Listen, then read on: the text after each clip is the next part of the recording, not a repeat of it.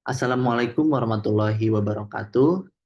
Selamat pagi, siang, dan sore, teman-teman calon lulusan S1. Di sini, perkenalkan nama saya Muhammad Faris Ramadan, NIM 182200081, yaitu mahasiswa S1 yang sudah lulus, yang di bawah bimbingan Prof. Sohono. Nah, di sini sesuai dengan kegiatan open house, di mana saya akan menjelaskan atau mempresentasikan apa saja sih yang sudah saya lakukan selama di bawah bimbingan Prof. Suhono, yang mungkin teman-teman di sini bisa dapat inspirasi ataupun gambaran lah apa yang mungkin teman-teman bisa ambil untuk tugas akhir teman-teman di sini. Sini saya uh, memiliki judul. Di sini teman-teman bisa lihat yaitu standarisasi data transportasi umum kawasan metropolitan Bandung dengan menerapkan format GTFS, gunakan teknik Big Data Processing untuk integrasi Mobility as a Service. Nah, mungkin teman-teman bertanya, ini topiknya tentang apa sih, Kak? Nah, jadi singkatnya ini adalah, jadi saya tuh berasal dari Capstone, di mana topik utama kita adalah Mobility as a Service, yaitu konsep baru yang bertujuan untuk mengintegrasikan beberapa moda transportasi ke dalam satu platform digital. Sesuai namanya, mobility ya, jadi kita tuh ingin membuat service yang dapat memudahkan mobilitas penggunanya seperti itu. Nah, Capstone-nya tuh terdiri dari 3 mahasiswa, yaitu ada Fajri, kemudian ada saya, dan juga ada Ino. Nah, untuk capstone-nya sendiri ini dibagi dengan 3, yaitu ada tentang standarisasi data yang saya lakukan, kemudian platform aplikasi mobile, yaitu, dan yang ketiga adalah service broker. Nah, untuk capstone yang saya pegang ini adalah standarisasi data, di mana standarisasi data ini adalah istilahnya sebagai database untuk ketiga capstone, untuk ke capstone ini bakal berkembang seperti itu. Sedangkan untuk front end-nya bakal dipegang teman saya, yaitu Fajri, terkait dengan mobile platform aplikasi, dan untuk back end-nya adalah service broker yang akan dipegang oleh Ino. Jadi di sini intinya ketika kita akan membuat mobility as a service, kita harus tahu dulu nih apa aja data-data yang dibutuhkan untuk mengintegrasi moda-moda tersebut gitu, sehingga bisa valid dan juga bisa fungsional. Dan transportasi di sini yang kita maksud adalah yaitu transportasi bus, di mana kita memiliki batasan, yaitu hanya bus-bus yang beroperasi di bawah uh, di bawah di bawah Transmetro Pasundan, Transbus Bandung, dan juga Damri.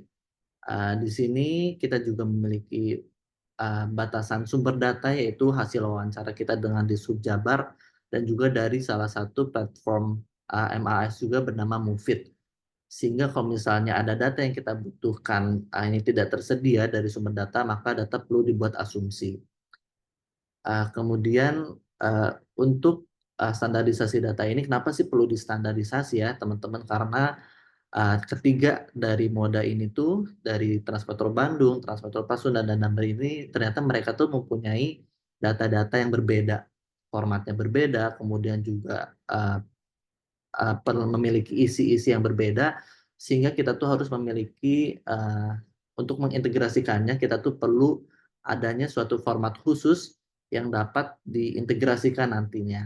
Dan kemudian saya tuh menemukan ada namanya format data GTFS, yaitu General Transit Feed Specification, dan ini tuh di bawah naungan Google, sehingga Google ini telah menciptakan sebuah format khusus transportasi, di mana ini tuh dapat digunakan untuk mengintegrasikan moda-modanya seperti itu, karena sudah memiliki standar tertentu.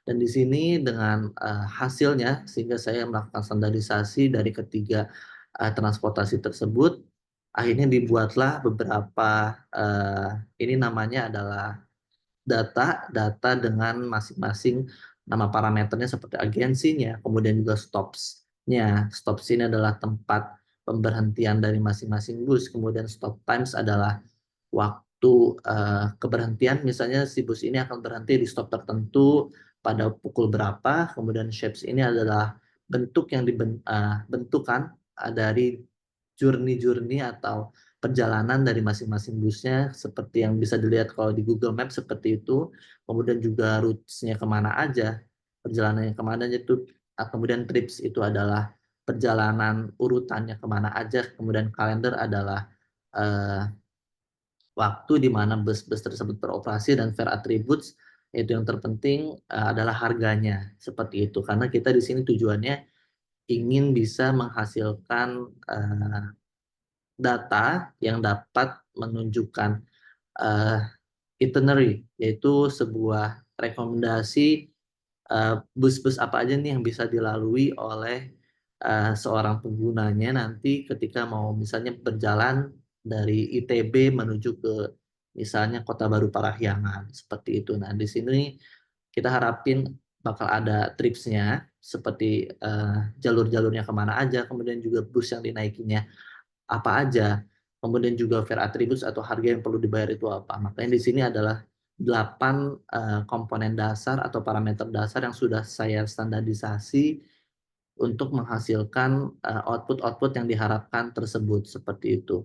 Sebetulnya GTFS ini masih banyak banget parameternya selain ini, cuman hasil yang saya dapat karena memang masih itu saja yang dibutuhkan sehingga cukup diwakili oleh ke-8 format GTFS ini. Nah, kemudian maka dari itu potensi apa aja mungkin yang bisa teman-teman lakukan atau teman-teman kembangkan dari standarisasi yang saya lakukan. Pertama ini memperbanyak moda. Itu mungkin bisa nambahin angkot seperti itu karena bisa jadi angkot ini lebih banyak jangkauan tempatnya yang bisa dicapai ya. Dan angkot ini sebetulnya mirip banget kayak bus, jadi mempunyai titik titik berhenti, kemudian juga ada trips-trips tertentu sehingga si angkot ini harus jalan kemana, kemudian juga jalur jalan-jalannya pun udah ditentukan seperti bis kayak gitu. Mungkin si GTFS ini bakal mampu mewakili angkot juga seperti itu. Kemudian yang kedua ini memperluas sumber data sehingga bukan hanya wawancara dari di Sub Jabar aja, tapi bisa wawancara ke di Sub Kota Bandung juga, kemudian juga langsung wawancara ke Damri, Bluebird, dan Badan Layanan Umum Daerah gitu untuk dimintai data yang kurang. Kemudian juga teman-teman bisa ganti, mungkin bisa membandingkan GTFS dengan format data yang lain. Kalau nggak salah ada Netex Siri, kemudian juga ada uh, data-data lain yang mungkin banyak berkembang di negara-negara Eropa. Contohnya salah satunya tadi adalah Netex Siri, kemudian ada Netex, apalagi yang mungkin teman-teman bisa ekspor juga. Nah, mungkin sekian yang dapat saya jelaskan terkait dengan apa aja sih yang sudah saya lakukan terkait dengan tugas akhir, dan semoga teman-teman bisa menemukan inspirasi dan mungkin bisa melanjutkan TA yang telah saya kembangkan tadi. Sekian, wassalamualaikum warahmatullahi wabarakatuh.